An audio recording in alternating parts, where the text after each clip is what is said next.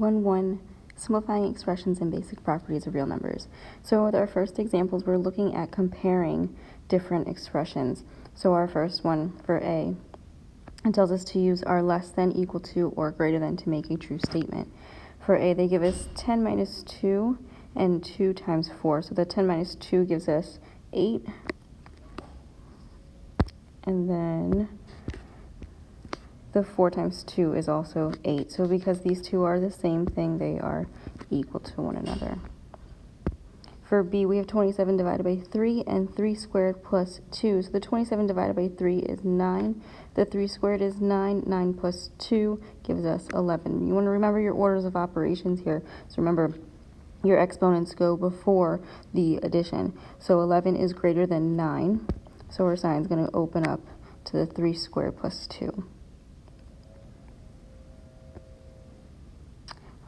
So our next slide here, we're going to be simplifying, and we're going to be using our order of operations. So remember PEMDAS, or please excuse my dear Aunt Sally, parentheses, exponents, multiplication or division going from left to right, and then addition or subtraction going from left to right. You always, with your multiplication or division, you want to work from left to right, and same thing with your addition or subtraction. So if we look at example 2a, we have 2 times 5 minus 6 divided by 3. Our order of operations tells us to first multiply. So the 2 times 5 is 10. We still have that minus 6 divided by 3. So 10 minus 6 divided by 3, you're then going to do the division. Negative 6 divided by 3 is 10 minus 2. 10 minus 2 is also 8. If we look at B, we're given 2 times 4 plus 2 cubed minus 1. So you want to do what's in the parentheses first. Use your order of operations within the parentheses. The 2 cubed is going to become 8. So this is going to be 2 times 4 plus 8 minus 1 in parentheses. So then complete the 8 minus 1. That gives us 7. So 2 times 4 plus 7. 4 plus 7 is what you'll be doing next. 4 plus 7 gives us 2 times 11, and 2 times 11 is 22. If we look at C, we have 5 squared minus 1 plus 5 over 2. So you could do this one of two ways. You can work with that fraction and do the operations within the fraction in the numerator and then the denominator, or you can do it step by step, just like you do your order of operations. So 5 squared would be 25 minus the 1 plus 5 over 2. We can then do the 1 plus 5, which gives us 6. So this is going to be 25 minus 6 over 2. And 6 over 2 is 3. So that's 25 minus 3, which gives us 22.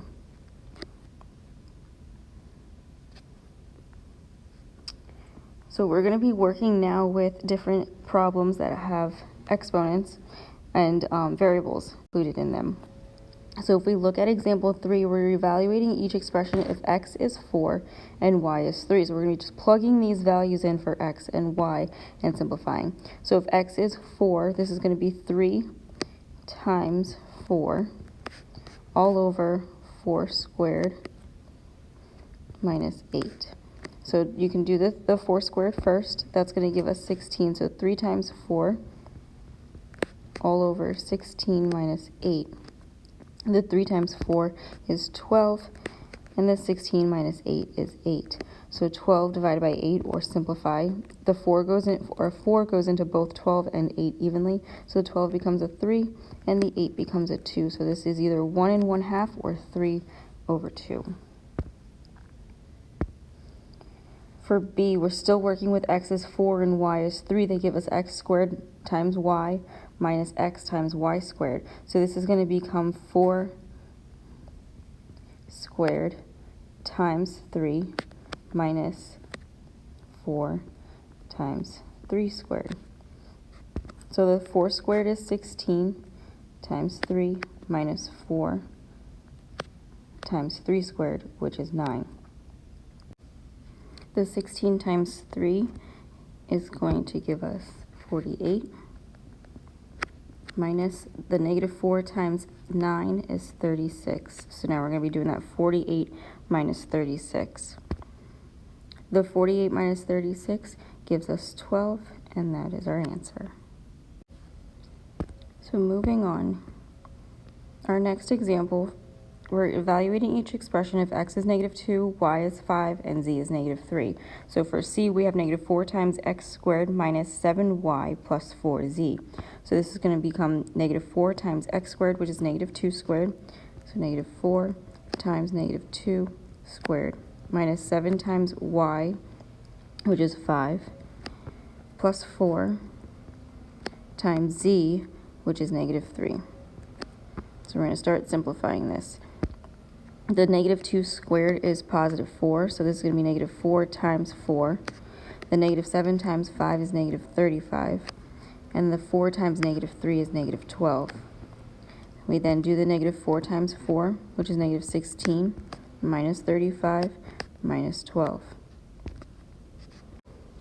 The -16 minus 35 gives us -51. When we take -51 and we subtract 12 from it, we're going to keep that negative and add the two numbers, so that's going to give us -63. For D, they give us 2 times x minus 5 squared plus 4y all over z plus 4.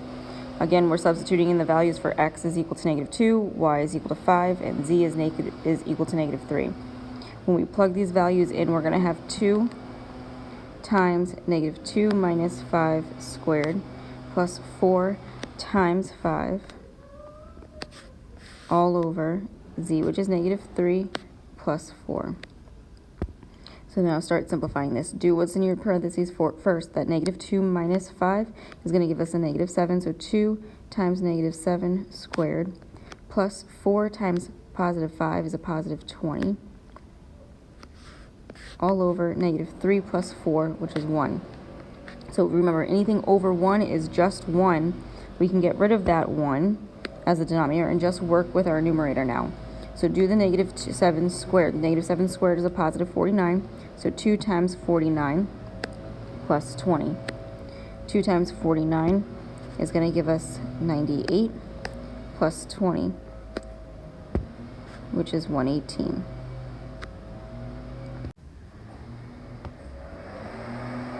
If we look at our next example,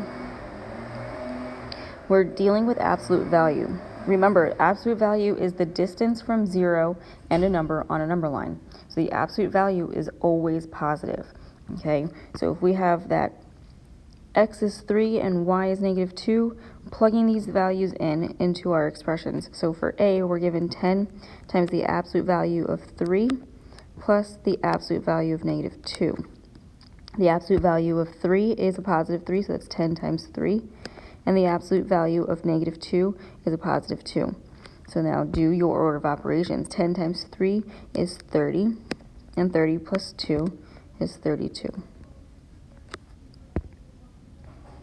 Moving on to B, we're still using that x is 3 and y is -2.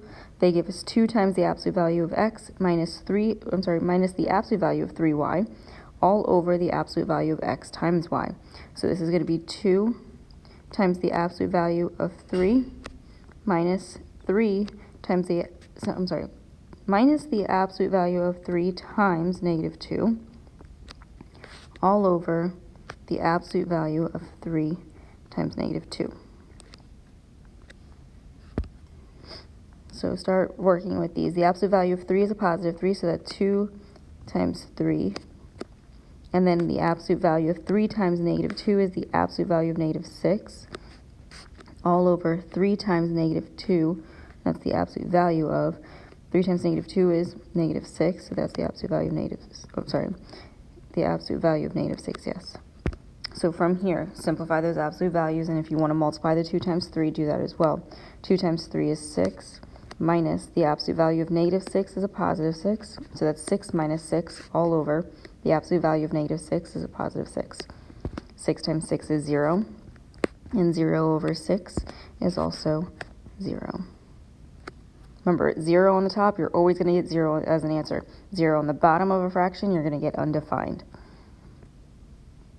All right, so we're still working with x is equal to 3 and y is equal to -2. So if we look at our last example, oops, we're actually going to keep going there. The last example comes after this one.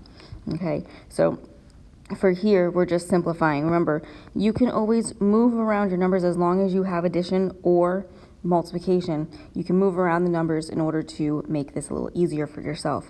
So if we look at example A, we have 7 plus 11 plus 13 plus 19. You want to think the 1 and the 9 is going to give us a power of 10, or a multiple of 10. The 7 and the 3 is also going to give us a multiple of 10. So you want to pair those up. So I would do 7 plus 13 plus 11 plus 19. It's going to make my life a little easier here. So the 7 plus 13, I know off the top of my head, is 20. And then the 11 plus 19 is going to give us 30. So from here, add 20 plus 30 is 50. So again, that makes things a little bit easier for ourselves. For B, we have 26 plus 8y plus 14. Remember, in order to combine like terms, the variable and the exponent must be exactly the same for each term. In this case, the 26 and the 14 are like terms. The 8y, however, does not match up with another term. So you're just going to add the 26 and the 14 and keep the 8y.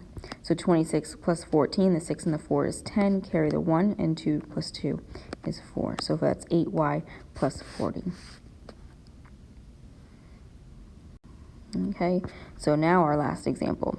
We have 16 times 4xy squared times 5z to the third power. So I think that multiplying the 4 times 5 is going to give me a number that's going to be easier to work with when I'm multiplying the 16. So I'm going to actually multiply these two terms together before I multiply it by the 16. So I'm going to have 16 times the 4 times 5 is 20. And then remember, if you do not have the same variable, you're just going to keep putting the variables down. So we don't have another x to multiply the x with, so it's just going to be x. The y squared is going to stay y squared because there's not another y to multiply it with. And then the z cubed is going to stay z cubed. So now we have 16 times 20xy squared z cubed. Now the 16 and the 20, we can do 16 times 2 and then add that 0 to the end of that number. 16 times 2 is 32. Add the 0. So 320xy squared z cubed. And that's our answer.